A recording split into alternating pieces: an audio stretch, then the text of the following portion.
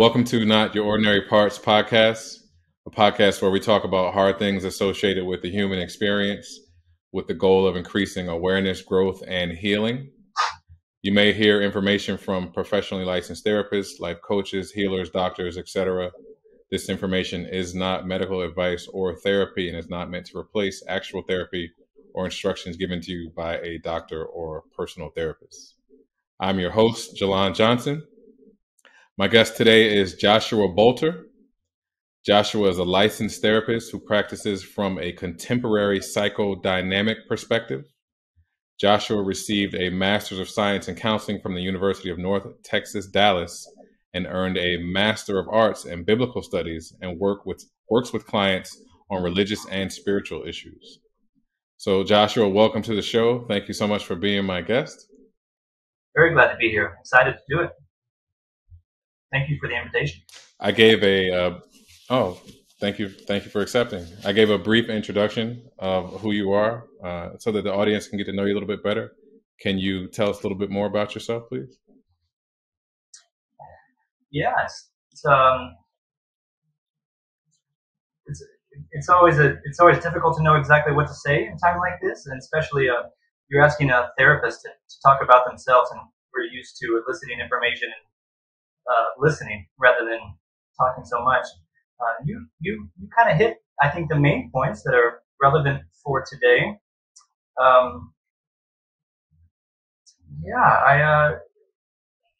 As you mentioned, I have a couple of master's degrees, and the first one was in biblical studies. That was in a previous life when I was following a different path and trying to make something happen career-wise with that, and worked real hard on that for a number of years. And door after door just kept closing, and I would try different doors, and it just wasn't happening. And so that's how I came to this path. I had to reassess what I was going to do with my life, and found this field, and went back to school. Went back all over again and got another master's, and that has brought me here. Gotcha. Yeah. Okay. Yeah. Well, thank you for that. What I wanted to do was to start the interview with just a couple of questions, and the first question that I wanted to pose to you is, why is it often difficult to reach out for help by means of therapy?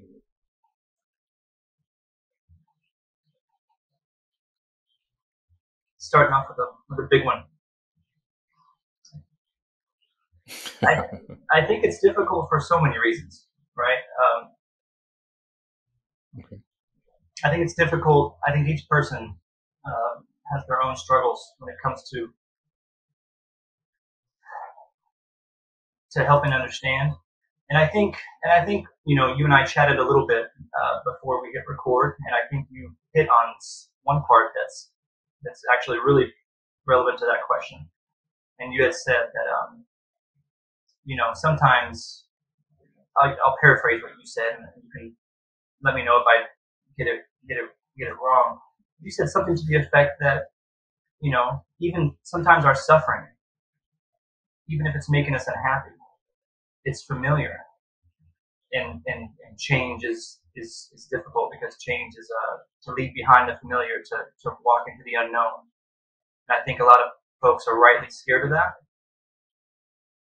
And so I think that tension, that sort of fundamental ambivalence there, I think is part of what makes reaching out for therapy so difficult. We know something's wrong. We know we want to change. We know things aren't the way they should be or ought to be, or maybe they could be better. But we're also deeply entrenched in our patterns, and we want to change, and we also don't want to change. So there's like this tension there. Plus, it's just, I think even today, the world we live in, I think it's still stigmatized, especially among certain cultures, certain subcultures. I think therapy is still stigmatized, and mental health, and to ask for help for something like that still, for a lot of folks, I think feels that it'll make them in some way weak or vulnerable. That scares people. For sure. Plus, it's expensive. 100%. I know. Plus, it's expensive. Oh, right? Plus, yeah. It's expensive. I think that's a big part of it too. It's like it's really expensive. That's a big challenge. Yeah, I think there's so many what could be perceived as obstacles to starting therapy, because it does take a lot to get naked emotionally with someone when we've been hiding, things that we're ashamed of or that we might feel guilty about for so long, and then now we have to talk about them when we've buried them. And like you said, maybe if you don't have health insurance, I know the going rate, I believe, is like around $150 an hour, right? So if you wanted to have therapy once a week, that's what, 153. You're looking at $600 a month, which could right off the bat turn someone away from it, right? So there are a lot of factors, I believe, and you touched on them too. So yeah, we have a lot of work to do, I think, to make it not only more accessible, but a lot of continuing education as far as information we're putting out into the culture and just media, just continuing to sort of break down the barriers, all the obstacles that prevent people from getting in the consulting room, getting in the therapy room, right? Because it's for everyone. I really believe it's for everyone. It's not just for the sick. One of my favorite authors and therapists, Irvin Yalom, said, I think the quote went something like, therapy is far too good to be reserved only for the sick. Right? It's for everyone. Everyone who wants it. That's a good one. Yeah. Mm-hmm. Right. I think another challenge may be coaxing those individuals who may want it, but may not be able to put a name on what it is they want, right? Because it's deep healing emotionally and mentally, I feel. And we may know that, we talked about this earlier too, we may know that we are missing something or want something, but we may not understand that therapy is the key to unlock it, right? And it may be because, like you said, the stigmas around it, the fears around it. So getting to a place where we can actually put out the correct information on what it is and what it isn't, I feel would do a big part in helping people to actually get to therapy and get the help that they need.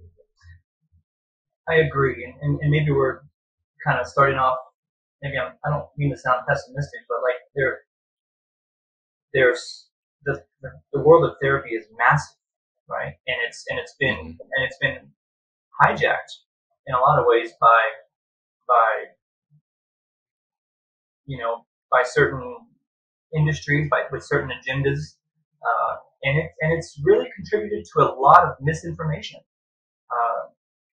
You've got all kinds of therapies, all kinds of therapists. You've got all kinds of databases like Psychology Today and whatnot with just vast amounts of information, and it's really confusing. It's like the diet world, right? Like you've got people telling you to eat plant-based, you've got people telling you to eat the carnivore diet. Who do you listen to? There's just so much conflicting information out there, and I think it's just really hard to navigate. Yeah. I agree. Yeah. And when you mentioned that, I remember, someone suggesting Psychology Today to me, and it was overwhelming. It's a great starting point, but it also can be overwhelming. So I appreciate you mentioning that as well, because to not know what you need, and then to be given a resource where someone says, here, just look here to find the answers. And it's such a broad spectrum of everything. It can make you just want to throw in the towel. Yep. For sure. Okay, so I wanted to get into another question. Is it common in therapy to feel but not quite be sure what you're feeling? Absolutely, absolutely. Um, I think it's super common. I think it's probably been nearly everyone's experience either on either side of the game, right? Either on the couch or in the chair as a therapist or a patient. Um, I mean, it's really oversimplified to say this, but in a lot of ways, therapy is re-education in emotions, re-education in feelings, right? It's learning for so many. It's learning how to feel well. Not, and I don't mean that like how to feel better, but how to feel well, how to actually feel your feelings. Yeah, Wow. That that's a very profound statement, because if you never actually learn how to do it, you could feel awkward having to do it a different way or the right way, for instance. for sure, for sure.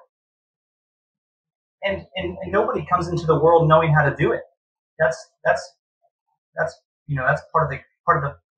It's not part of the problem, but that's part of the dilemma, the human condition. Nobody comes into the world knowing how to feel. We all come in completely dependent upon our caregivers.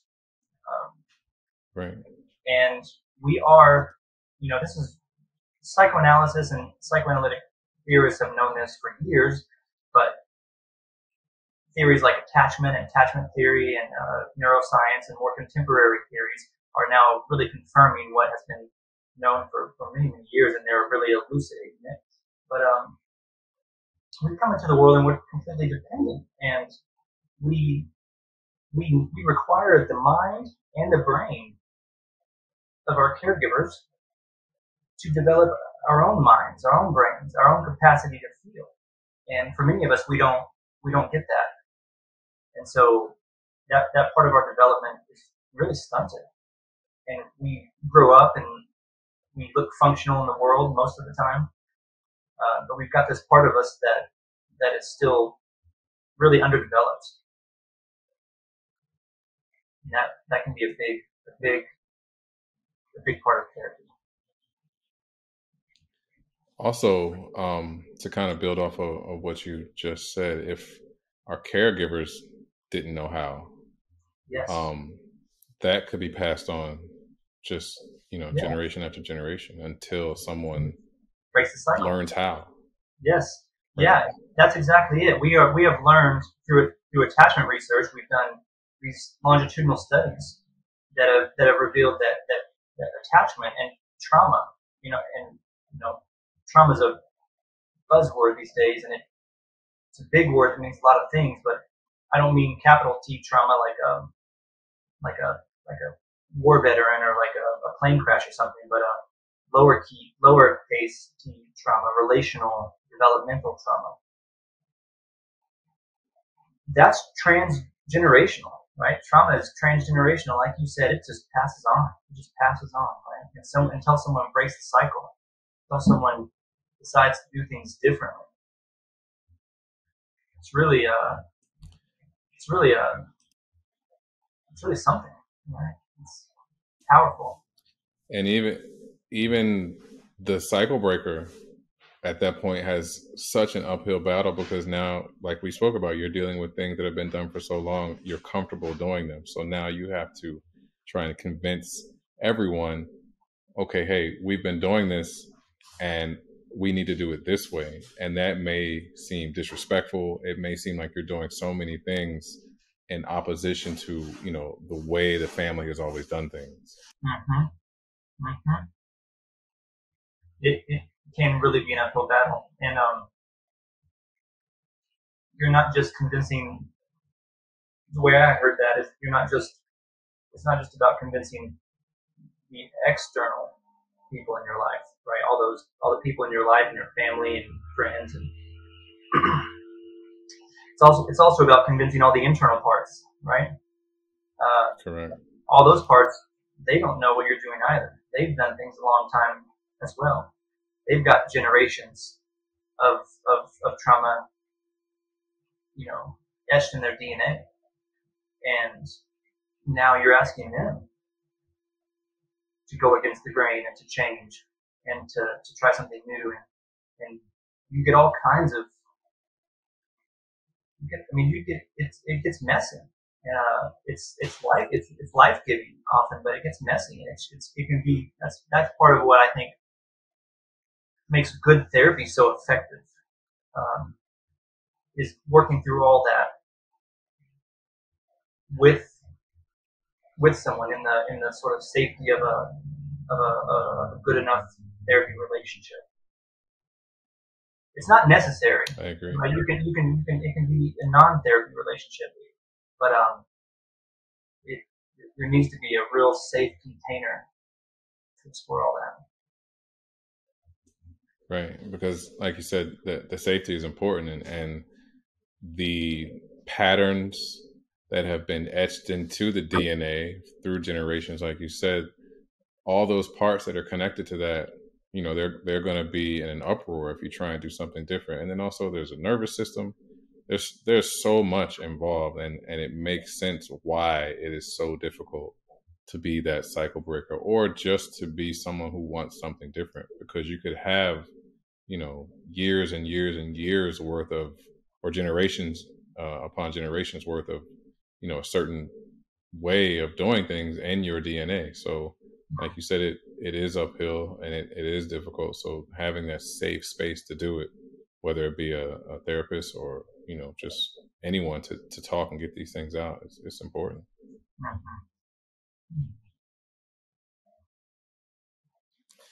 Okay. So I wanted to ask another question, right? Building off of the safe spaces and getting things out through therapy. Can therapy be effective with just words? It's the talking cure, right? It's, psychoanalysis is famously referred to as the talking cure. It's healing through talking.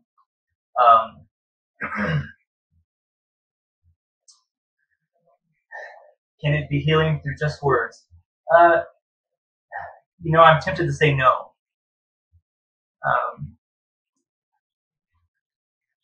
Because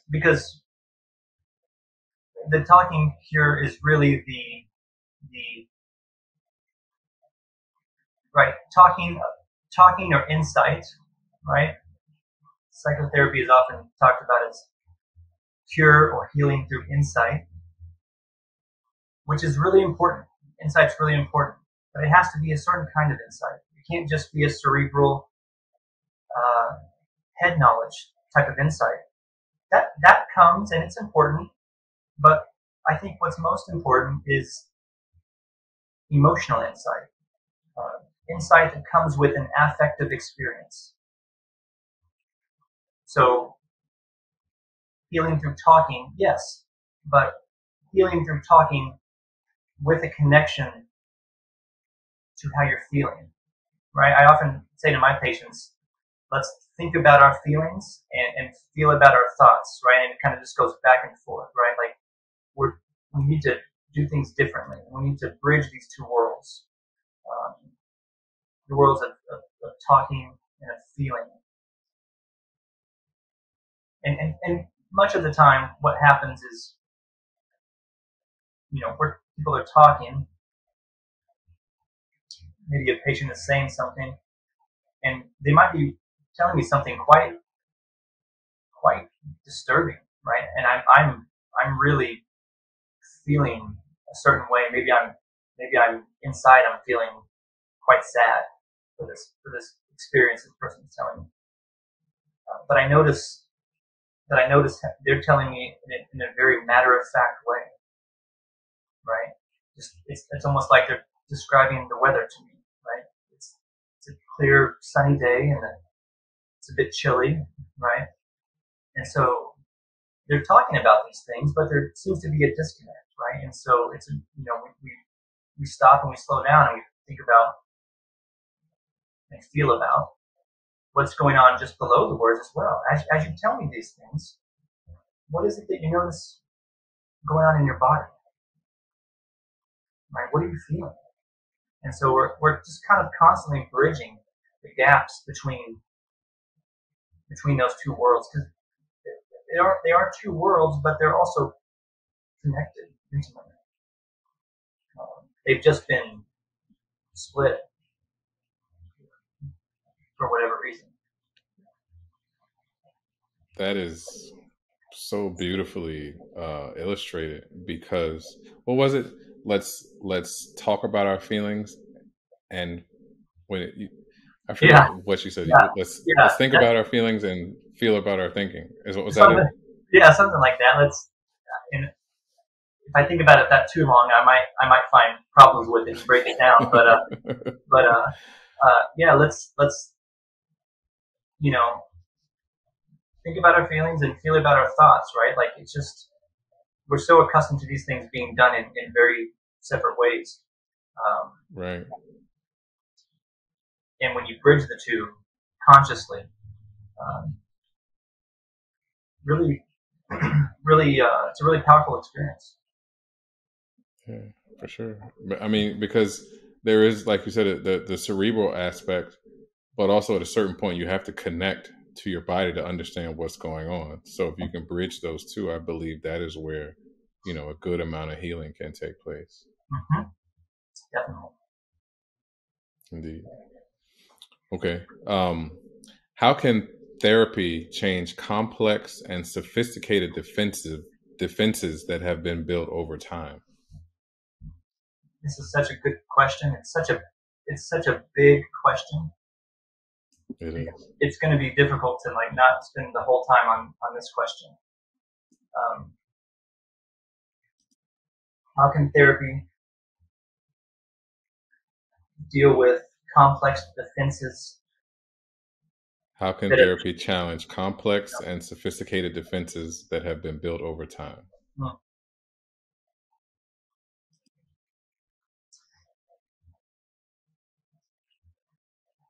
It's so hard to know how much to say.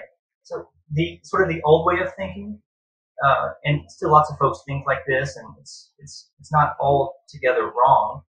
It's just, I think, with what more contemporary theories have taught us, it has changed a little bit for the better, I think. The old way of thinking is a patient comes in, they've got whatever defenses that are in place, and the therapist or the analyst is trying to get behind the defense, trying to discover what's being defended against, and there's pushback by the patient, right? Not consciously most of the time, but there's this resistance. And one of the major ways psychoanalytic theory, I think, has evolved for the better is recognizing that aspect of resistance, how it relates to dissociation, which I think we're going to get into, and how it relates to adaptive patterns in childhood, right? How things sort of form. So all that to say, how can it challenge defenses? Like the way I practice, at least I can talk about the way I practice. For me, all these defenses, they show up in a therapy room. They show up in a therapy relationship, right? And we have the ability in therapy to reflect on and sort of make explicit what shows up implicitly and relationally, right? So these defenses that have been sort of adapted over time, and they are adaptive, right? All these things that are getting in people's ways all these things that are making life difficult for grown-ups, for adults, these are all, at least most, if not all, these were life-saving at a certain time in their life. So we can't demonize them. They were necessary for this person's survival, psychically, emotionally. But the problem is they're outdated now. And so and that's why they're in therapy, because they're recognizing that my relationships are not working. Something's not working, right? And so when they come to therapy, all these patterns, they do show up. These defenses, they do show up. But in therapy, we have hopefully we have the ability to form a strong enough rapport, a strong enough therapeutic alliance where we're on the same page about the work, and the therapist can notice what's happening relationally and implicitly in the therapy room. We can talk about it. We can reflect on it. We can bring affective experience to it. We can bring empathy to it. We can bring understanding and insight to it. Right? This is all part of the working through process, and it's cyclical. You have to do it over and over because these defenses are strong, and so it's not a one-time thing and then you're good. You have to work through over and over, and slowly, sometimes painfully slowly, something inside starts to shift. Something starts to give way. Those defenses start to break down. And I think that's when real change starts to happen. I feel like I rambled. No, you did not at all. That was a beautiful explanation of how that can happen.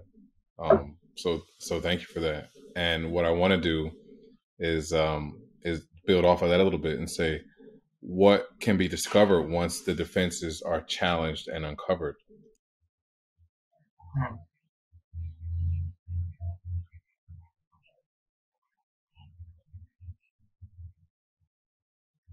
So many things. So many things, right? So many parts, right? And this is so, appropriate for this podcast, not your ordinary parts, because so much of this is about the different parts of us, right? So many parts that have been dissociated or disavowed or for whatever reason sort of relegated to the shadows, right? So many emotions and feelings, so many fears, so much that has to do with someone's true self, right? Who they really are. And not everyone would agree with this type of language, but who they really are, but who they never got to be because of their circumstances.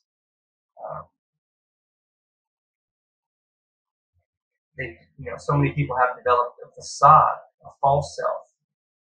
They've built their lives upon a self that isn't true because they had to,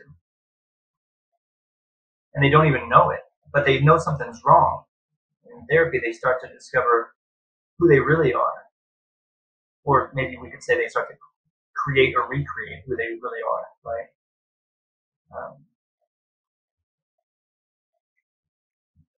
Yeah. Wow, that was so good. I mean, I think the way you broke that down and explained about the different parts and the things that you become, not even really knowing you did it, but you had to in order to survive. That was so good, Josh. So good. That's liberating for so many people. Just that part is liberating for so many people that they don't know why their life is like in shambles, and then they start to realize how they had to adapt to something, and that doesn't go far enough. But that alone can be so liberating for people. For sure, I agree.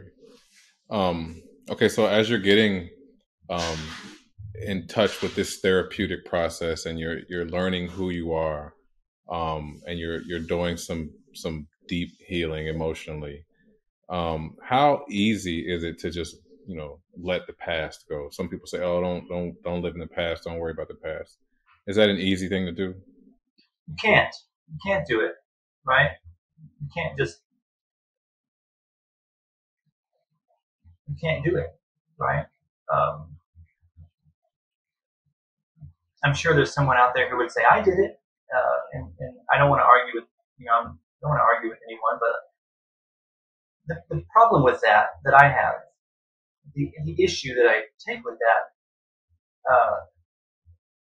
in psychoanalysis and psychodynamic therapy, they're criticized, often rightly,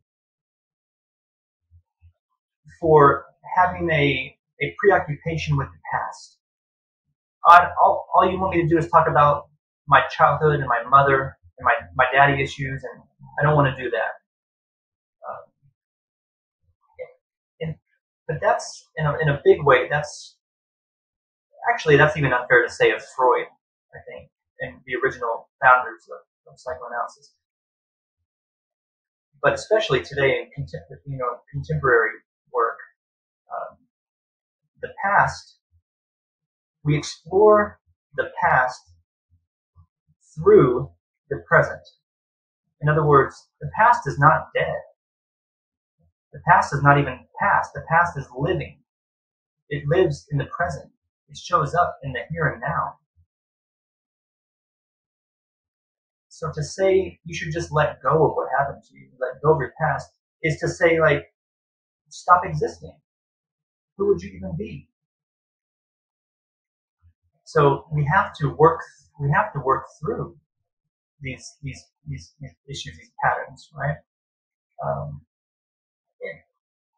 to say nothing of so much, probably the majority of these aspects are unconscious. We're not even aware of them.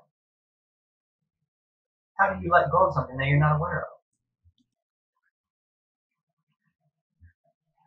It's Right. I think really that hard. may have been the best explanation of letting go of the past I've ever heard, because it is so deep and you can't just do it. And like you said, how do you let go of, if you do that, then you stop existing. That was such a good explanation. And I think it sets a lot of people up for failure and for feeling bad and shameful Yes. about themselves because Joshua, you should just Yes. let go. You should just let go of the past. But no matter how hard I try, I can't. I keep making the same mistakes. And now I feel like, well, what's wrong with me? How come I can't just let go of the past? I must not be doing it right. Right. So That's so true. it's problematic, I think, just in general, right? Yeah. Thank you for that. Hmm. And then also explaining how, because you can't do it, you do at times start to feel shameful, or what am I doing wrong, or why can't I do this? And it's not that you're doing anything wrong, it's just that it needs to be done a certain way, and just saying forget about it is not the way. Hmm. So Yeah, it kind of reminds me of spiritual bypassing. This concept of spiritual bypassing. Are you familiar with that term? a little bit, but I would love for you to It's just expound on it. yeah. I mean, we don't need to go down too deeply, but it's just the idea of I did this for years. I engaged in spiritual bypassing for years in my pursuit uh, for spirituality, and I still consider myself a very deeply spiritual, even religious person. So it's not that I think this is wrong, but this sort of drive for goodness and perfection, for connection, for spirituality, um, while sort of glossing over, while bypassing so much that is clearly not well, right? So much that is going on in me. Um, we try to solve all our problems through this spiritual path, right? Our life is in shambles, and we think if we can just connect to whatever the path is, everything will be fine. Um,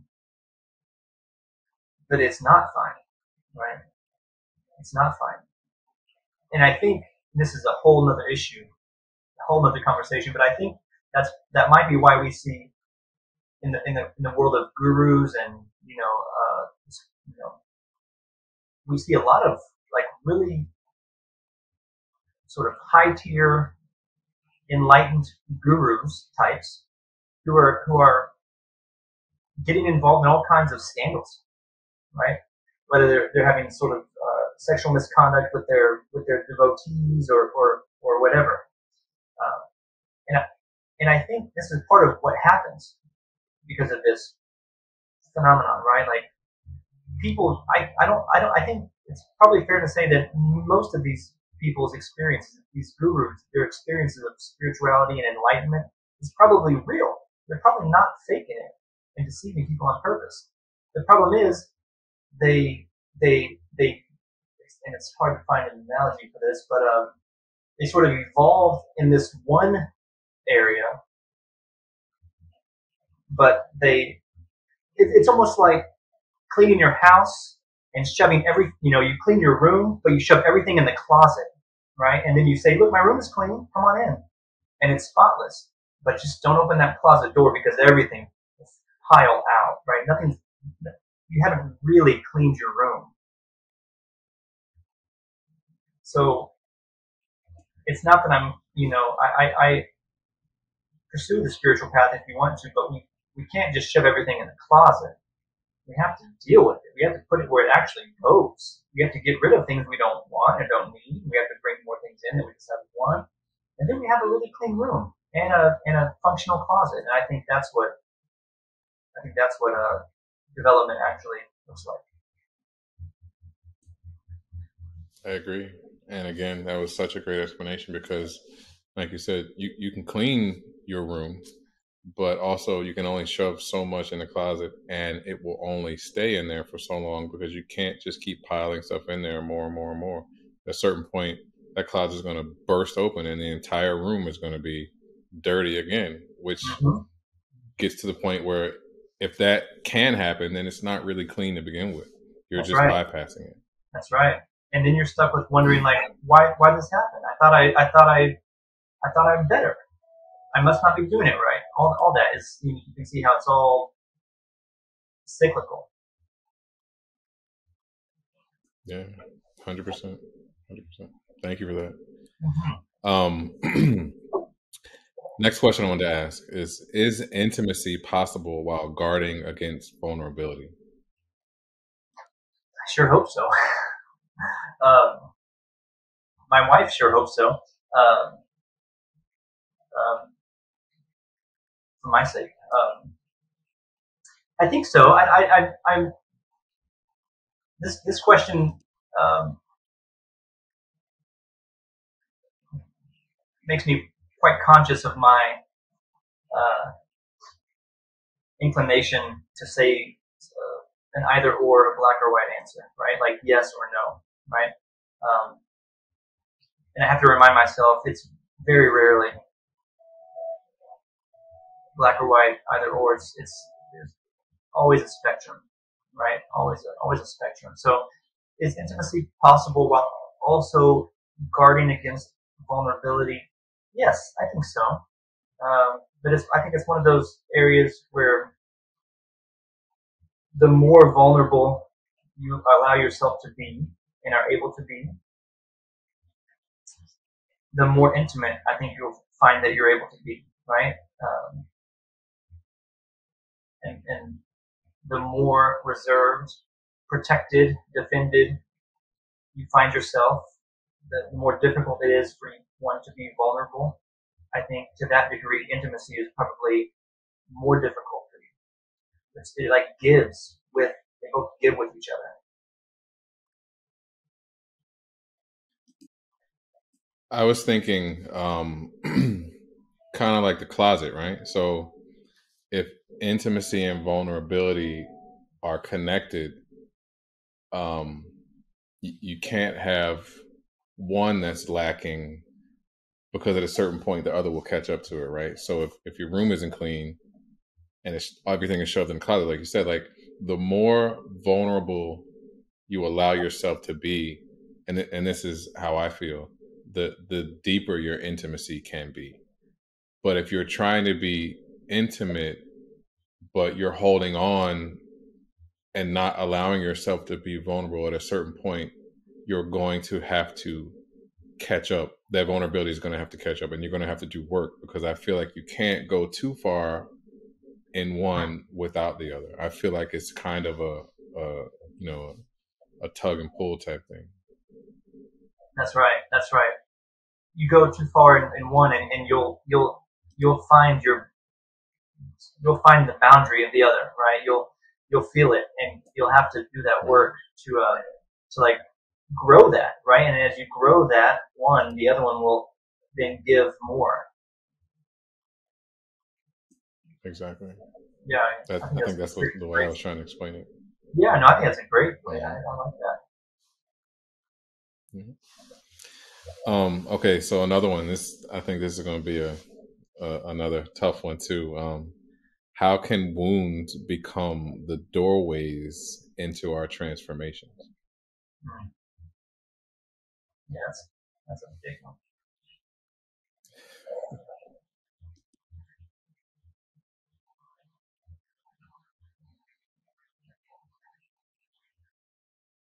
I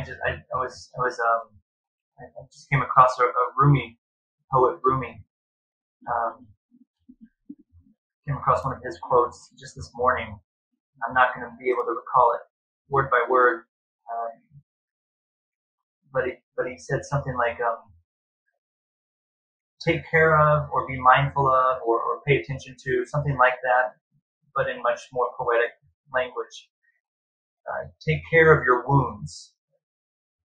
Take care of the places in you that hurt, of your pain, of your suffering, because that's very likely the thing that will lead you to God, right? And one of my favorite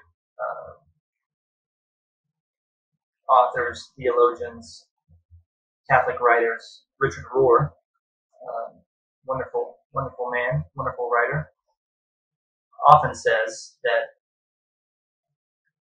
either through great love or through great suffering, we usually find God or are transformed. Through great love or great suffering, and oftentimes those two are mixed up together. So those are very sort of couched in religious language, and they don't need to be that way, but that might resonate for some people. But when it comes to, I think there's something perennial in this. There's something universal in this.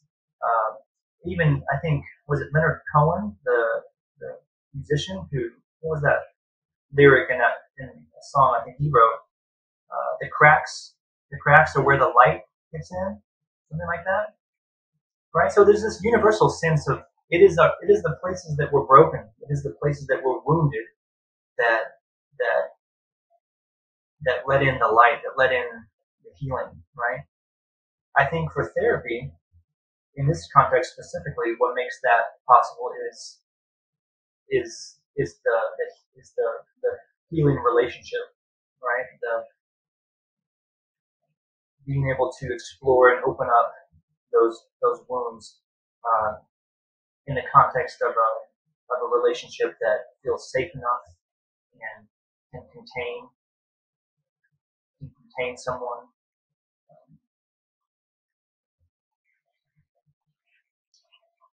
Yeah. How was that? That's a huge question. It is, but yeah. I think the analogy you gave of the light comes in through the cracks, right? Because if a crack could be considered a wound, and that is where the light comes in, then that means that is where we need to focus in order for the light to actually, be at its brightest, and for us to have the most healing. So I think that you did a good job of explaining that question and answering it. And it depathologizes wounds and the cracks, right? It it, it depathologizes them, right? If a crack is where the light comes in, then the crack is not something that's wrong with you, right? It's actually something that's, you know, within, you know, I like the language of it's something sacred. Not everybody likes that kind of, you know, sort of religious, spiritual language. I like that language. It's the crack is something sacred that allows the divine to come through. I'm comfortable using that language for me. But in a sort of a secular perspective, it's depathologized. It's not. It's the idea that, you know, show me your wounds, and I'll show you what happened to you. Right? Not what's wrong with you, what happened to you. And through working through that, I think there's healing. I like that a lot. Yeah, because it's not what's wrong, it's what happened. And if we realize that it's what happened, then we can take some of the shame and the guilt and all the negativity away from what we think is something that may be attached to us or something that's wrong with us. Beautifully said. Yeah. Wish I said that. Nailed it. I think you did. I just we said it together. Okay, so I wanted to ask another question, and I got this directly from one of your posts. Okay. The traumatized individual cannot keep company with itself. Can you talk about what that means? Yeah, that's mostly me just trying to be poetic and write a nice Instagram post. But and this is also huge. Really, I'm kind of riffing off the work of, you know, theorists like Philip Bromberg, contemporary psychoanalyst who died not too long ago. I don't think, a couple of years maybe. And his sort of elucidation of theory of dissociation, right? And so, really, a really sort of concise way that I think. So to think about this, Bromberg talks about this idea of self states, and this is really kind of in line with parts language, which, you know, IFS, things like that. It's the idea that none of us are or have one unified self. I am Joshua. That is who I am. That is all of me, right? It's the idea that we're all made up and consist of multiple and various self states. And sort of mental health, you know, quote unquote, consists of an individual being able to move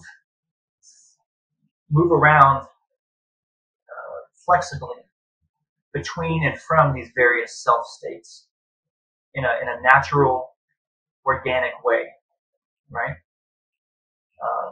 I'm in a different self state right now with you, and you are with me than we probably were an hour before we got on this call, right? And that ad infinitum, right? We all have these different self states, and health is being able to experience all of them sort of unconsciously. This is an unconscious process. We don't think about, now I'm shifting self states. This just happens when there's health. Dissociation splits these self states and prevents the flexible, organic movement between the two, right? So it's kind of, I like to think about it kind of like a group of islands in the sea, right? And you've got all these communities that live on these different islands, and everyone's got these boats, and they can travel to and from each island, and everyone knows everyone, and they chat, and they share food, they play games, and then they leave, and they're just constantly visiting each other. That's health, you know. But then when it comes to dissociation and trauma,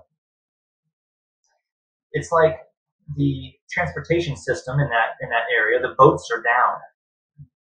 And so now the people on these individual islands can no longer talk to one another, right? And over time, they'll forget about each other, right? You can imagine for the first couple of months and years, they'll be waving, at the other island, and it's far away, and they want to go chat. I'm rambling now, but years later, you can imagine that they will have forgotten that they even existed.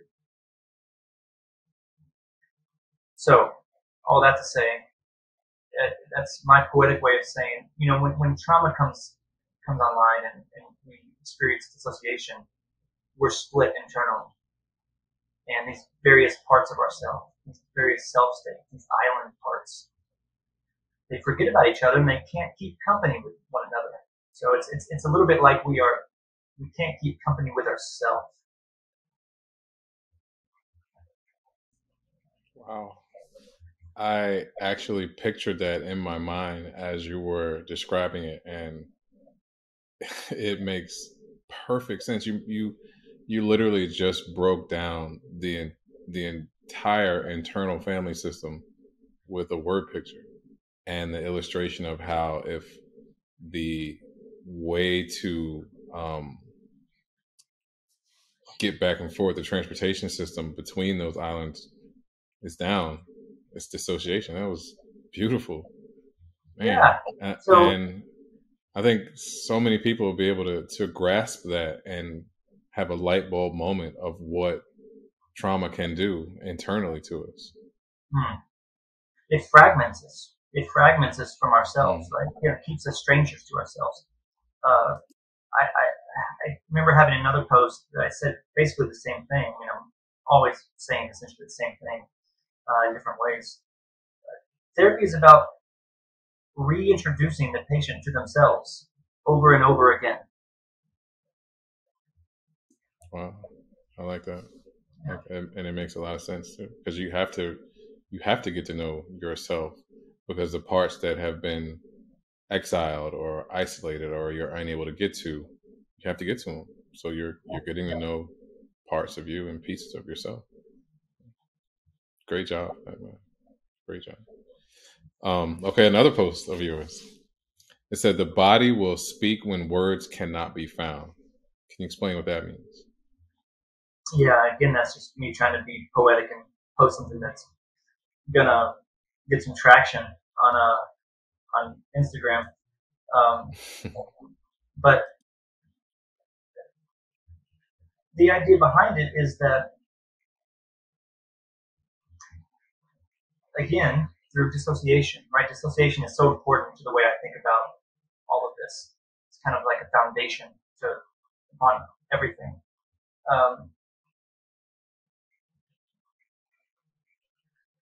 So many folks come into therapy, kind of like what we said at the beginning. I know something's wrong, but I don't exactly, I can't put a name to it. And this post of mine can really, it's quite broad, right? It could probably be taken from anything as far as like even psychosomatic issues, right? So something's wrong emotionally and psychologically, but it's so divorced from conscious mind. It's so embodied in the body. It's so much of a unconscious somatic experience that it might show up as like GI issues or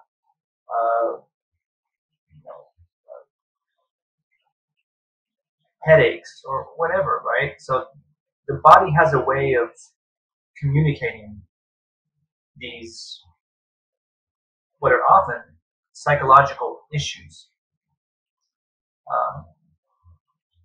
These are what symptoms are. Symptoms are just the body and the psyche's way of saying something's not right here, right? This is why any therapy that primarily seeks to get rid of symptoms and measures the success of a therapy by symptom reduction is most of the time, not all the time, but is most of the time problematic.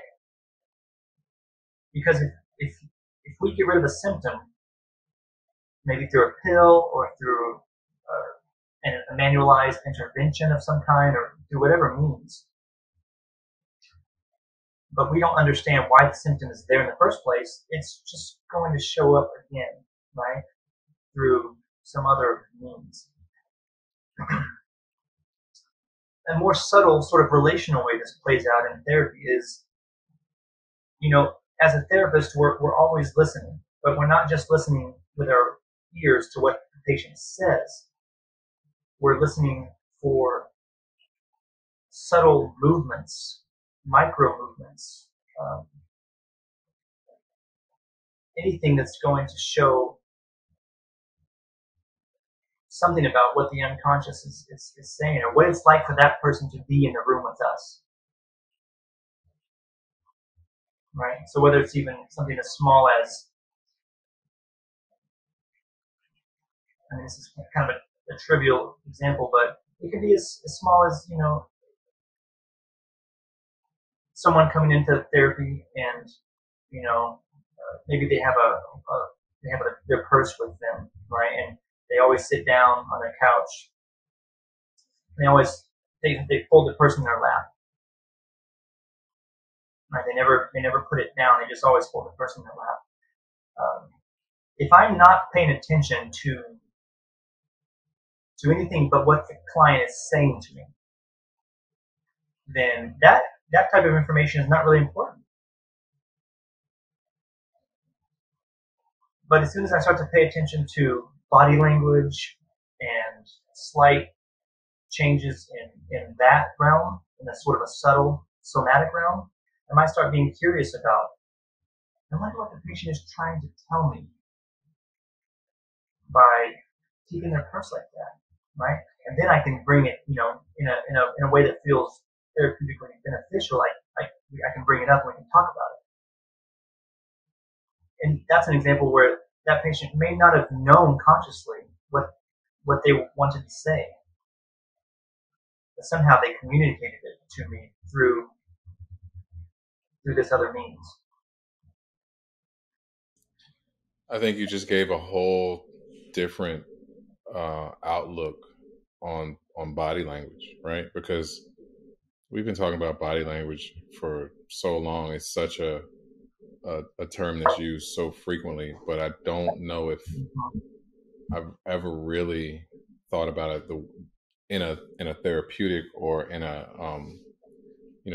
from a therapist standpoint, to where you would be looking for body language to see what the body is trying to communicate. You could see that someone has a frown on their face and say, oh, that person might be upset, or small things like that. But what the way you just broke it down, that gives a whole different light to it, and it really does show that the body is communicating subconsciously for us, and we may not even know it. But you'd have to be trained in order to pick out those things and see them. Yeah, it certainly helps to be trained, but certainly it's not a requirement, and it's certainly not a hypervigilant scanning. It's not a constant scanning of what is the body doing? What is the body doing? Right? It's a much more relaxed, therapeutic listening is very interesting, right? It's very much an active, I would say, relational and embodied listening. But it's also quite relaxed. And in my mind, you have to sort of be somewhat relaxed in order to not only listen to what the patient is saying and not saying, but also listen to what you, the therapist, are saying. Not through words, but through what's coming up unconsciously. What's your body as a therapist doing? How are you feeling with this patient? What does it feel like to be in the same room with this person? Right? That is really important information that might say something about what brings this particular person to therapy. Right. Also, because I think that at a certain point, the body language, but also the energy of the patient, you may be able to pick up on both of those things, and that may give you a window into what's really going on. Absolutely.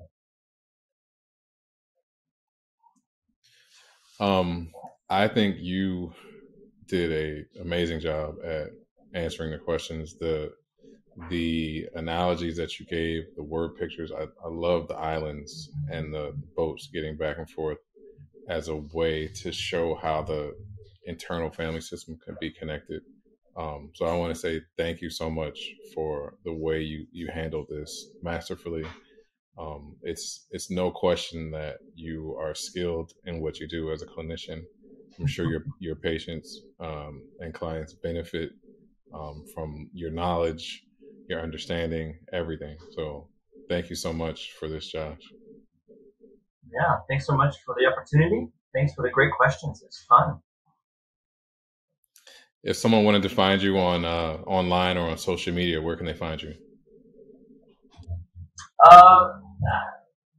They can find me in a couple of places. I on Instagram. I'm on Instagram. What is my handle?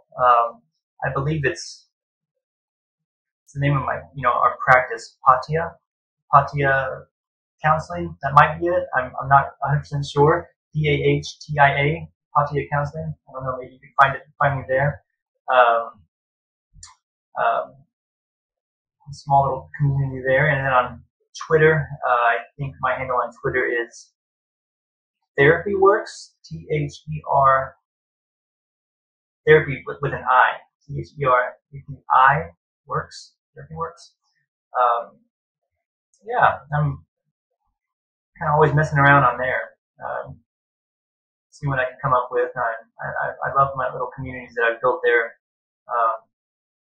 So you can check me out there. Okay, great.